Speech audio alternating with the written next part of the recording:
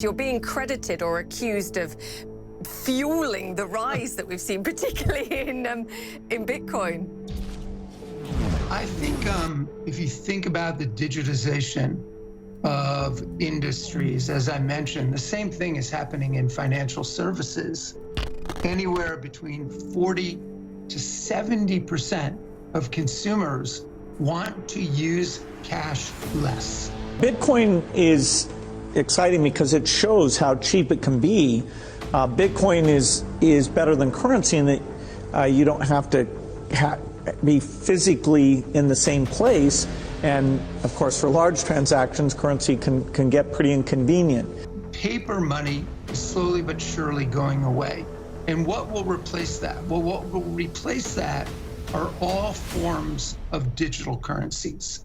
In this video, Dan Schulman, CEO of PayPal, gives his updated views on Bitcoin, digital payments, and cryptocurrencies. For those of you that don't know, the move from PayPal and Square really signified the parabolic moves we have seen in the Bitcoin and cryptocurrency scene, so when the CEO speaks on the topic, it's important to hear what he says.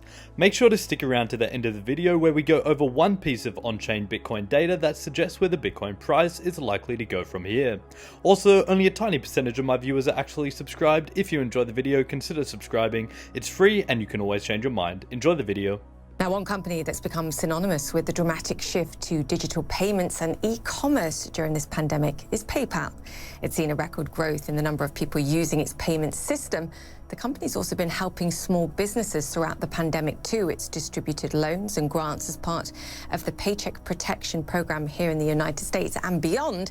And then there's cryptocurrencies too. The recent announcement that PayPal will allow people to pay with digital assets like Bitcoin has come as the Bitcoin itself surges to a near record high.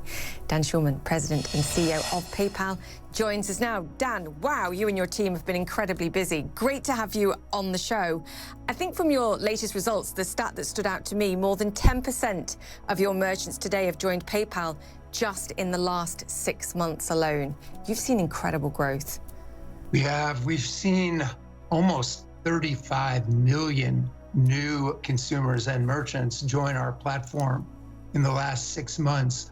But if you think about it, Julia, the entire world is moving towards digital. It's not an exaggeration to say that we've seen an acceleration of anywhere between 3 and 5 years in the penetration of online commerce in perhaps the last 3 to 6 months. And so the entire world is moving towards online. People are uncomfortable going into stores and they're gravitating towards online. I think that's going to obviously play out in this year's holiday shopping season as well. It's quite fascinating what you say about the sort of acceleration that we've seen and the time that we've skipped as a result of the pandemic.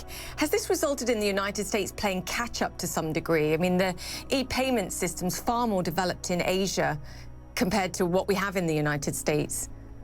Well, I think if you look around the world, and PayPal operates in about 200 countries around the world, you see different regions of the world are at different places.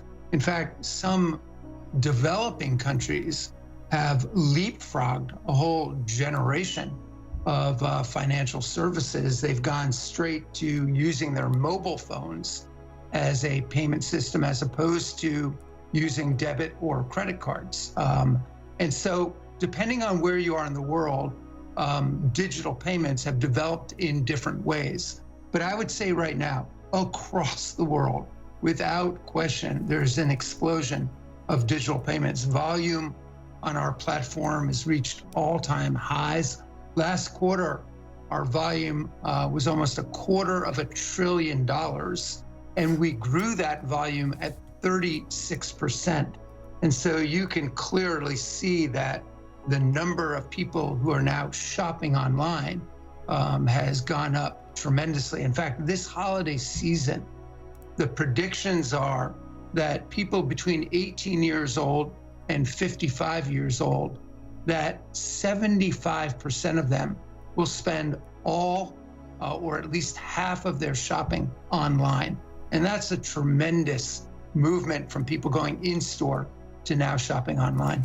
I mean, these are incredible numbers, Dan. You know, I've spent most of the show talking about vaccines and when we'll get to herd immunity in the United States and beyond. Do you think those kind of numbers are sustainable once we get into a sort of post-COVID or a greater vaccinated world? Or will our behavior revert back perhaps to some degree to what it was before? Yeah, I think that's a great question. I think my conversations with CEOs of industries around the world, whether it be the healthcare industry, higher education, entertainment, and especially CEOs of retailers, is that post the vaccine and maybe a post-pandemic world, we're not going to go back to what was. We'll kind of leapfrog into a new normal. And that new normal will take advantage of all the things that we've learned in the past 6 to 12 months.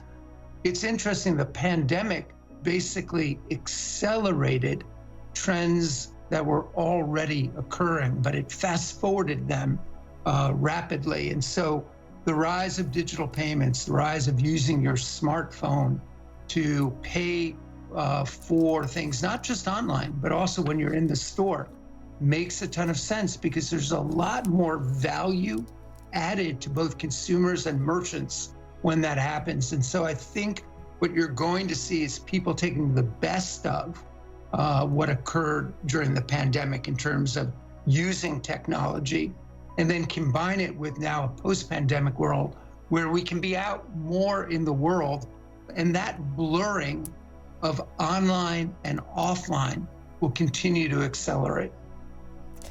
I mean, I could keep you talking about this for the next half an hour, but I want to change topics now and talk about, and it's actually very much tied to this, what we've seen in cryptocurrencies as well, in your announcement that you'll allow account holders to use digital assets like Bitcoin, for example, to make payments. Just talk to me about the kind of volumes that you're seeing, because you're being credited or accused of fueling the rise that we've seen, particularly in Bitcoin, but other digital assets too, I have to say.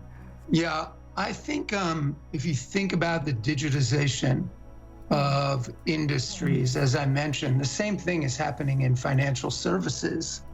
Anywhere between 40 to 70% of consumers want to use cash less. They want to move to forms of digital payment. So think about that. Paper money is slowly but surely going away. And what will replace that? Well, what will replace that are all forms of digital currencies. Those digital currencies could be any one of a number of cryptocurrencies, including Bitcoin, Ethereum, and others. And also, as we talk to regulators and central banks around the world, there's no question in my mind that it's just a matter of when and how, not if, that central banks will start to issue forms of digital currencies as well.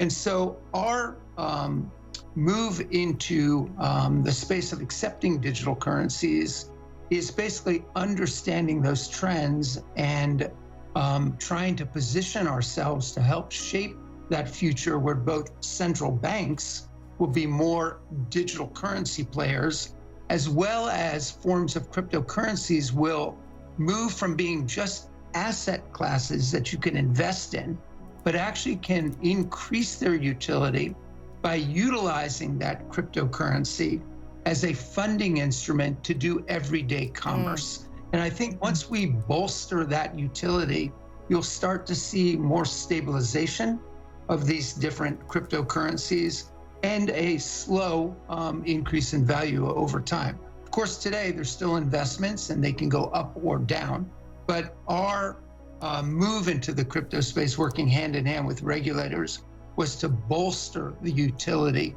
of all cryptocurrencies and digital currencies. I've read that you own Bitcoin yourself. Do you still own Bitcoin? And to your point, which I think is a great one, this balance between the utility value, the transactional value versus the store of value, you holding it as investment. Dan, why do you hold digital assets and Bitcoin? Well, I'm a believer that the world is moving towards digital and that forms of cryptocurrency, like for instance, Ethereum, that are built on more modern technology that can move money faster and maybe less expensively, can put on top of the movement of that money things like smart contracts, can add utility to a payment. And I think it's when we start to move and cryptocurrencies, digital currencies issued by central banks, all under a regulatory framework, have more utilization than just being an asset class. That's when I really think you're going to start to see that move more into the mainstream. And as I look out into the near future, 1, 2, maybe 3 years out, that's a trend that we will definitely see. So there's Dan Schulman, CEO of PayPal, and his updated views on the scene. Now, for some recent on-chain Bitcoin data, we haven't covered on-chain analyst Willy Woo in a while, so let's take a look at his analysis. Here, we can see Willy Woo and his Bitcoin price models. Circled in orange at the top right is where he is putting us in this bull cycle, compared to previous bull cycles also highlighted in yellow to the left. A double top theory out from Willy Woo: Bitcoin is completing the first of its double tops as it does in its bull cycles, and for this cycle, with the much reduced volatility we are seeing, most likely due to institutional investment, all we really got was an ascending triangle going sideways and not much of a pullback in the price. As you can see, where he has placed us in relation to other cycles, they have all gone ridiculously parabolic from that point, so let's hope Willy Woo is right with this price model. Let me know what you think of Willy Woo's on-chain analysis in the comments. I hope that provided you with some value. I'll see you guys in the next video, and as always, have a great day.